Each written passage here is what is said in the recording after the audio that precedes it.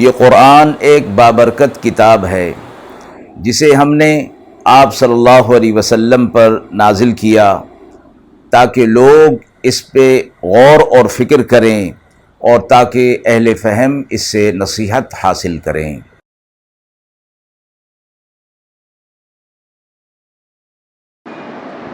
بسم اللہ الرحمن الرحیم۔ السلام علیکم ورحمۃ اللہ وبرکاتہ۔ ناظرین کرام، درس قرآن مجید کے آج کے اس پروگرام میں ہم سورہ حجر کی آیت نمبر 87 تا 99 جو کہ اس سورۃ مبارکہ کی آخری آیات ہیں، ان کا ترجمہ اور تفسیر پیش کر رہے ہیں اور آخر میں پوچھے گئے سوال کا جواب ہوگا۔ اعوذ باللہ من الشیطان الرجیم، بسم اللہ الرحمن الرحیم۔ وَلَقَدْ آتَيْنَاكَ سَبْعًا مِّنَ الْمَثَانِي وَالْقُرْآنَ الْعَظِيمَ لَا تَمُدَّنَّ عَيْنَيْكَ إِلَىٰ مَا مَتَّعْنَا بِهِ أَزْوَاجًا مِّنْهُمْ ولا تحزن عليهم واخفض جناحك للمؤمنين وقل إني أنا النذير المبين كما أنزلنا على المقتسمين الذين جعلوا القرآن عضين فوربك لنسألنهم أجمعين عما كانوا يعملون فاصدع بما تؤمر وأعرض عن المشركين إنا كفيناك المستهزئين الذين يجعلون مع الله إلها آخر فسوف يعلمون وَلَقَدْ نَعْلَمُ أَنَّكَ يَضِيقُ صَدْرُكَ بِمَا يَقُولُونَ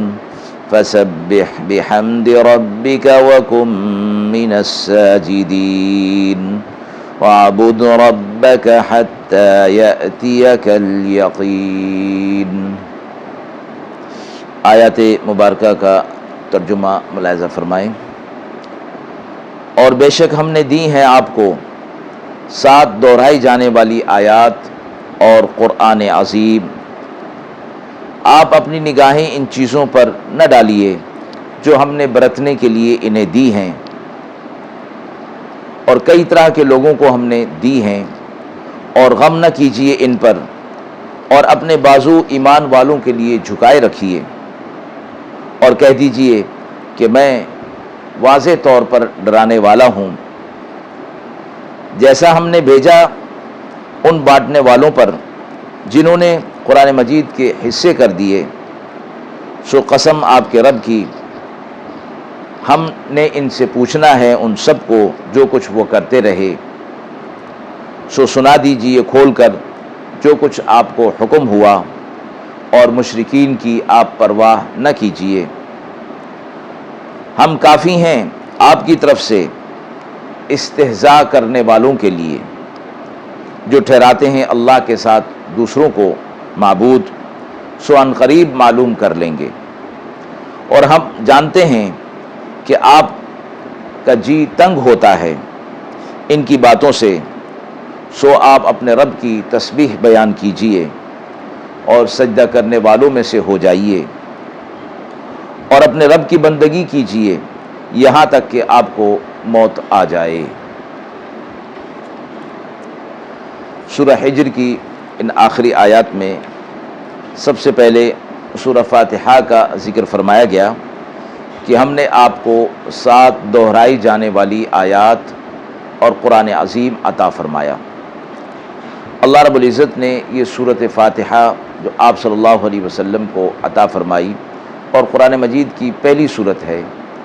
7 دہرائی جانے والی آیات، ہر نماز کی ہر رکعت کے اندر اس کو دہرایا جاتا ہے۔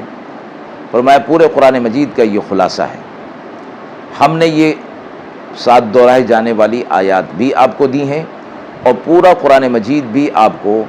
آپ کی شان اور عظمت کے لیے آپ کو عطا فرمایا ہے۔ پھر آپ سے وسلم فرمایا گیا کہ ہم نے ان کفار کو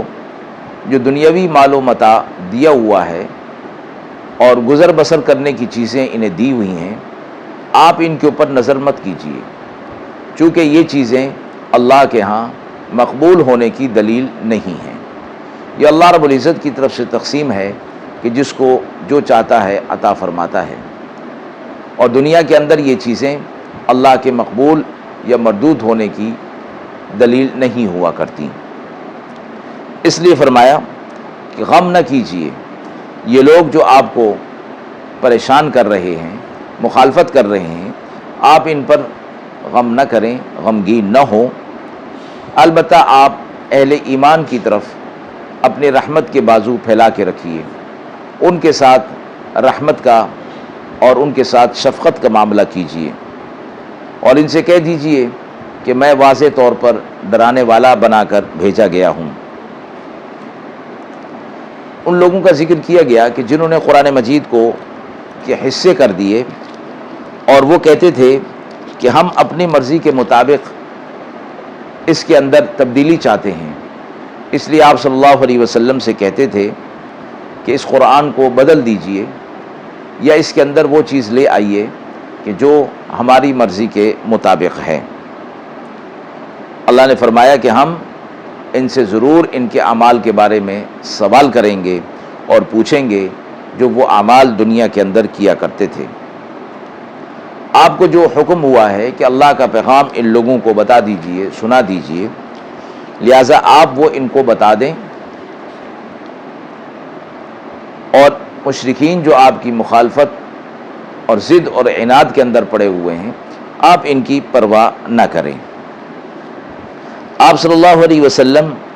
اس آیت کے نازل ہونے سے پہلے حضرات صحابہ اکرام اللہ تعالیٰ کی عبادت چھپ کر کیا کرتے تھے، کیونکہ اظہار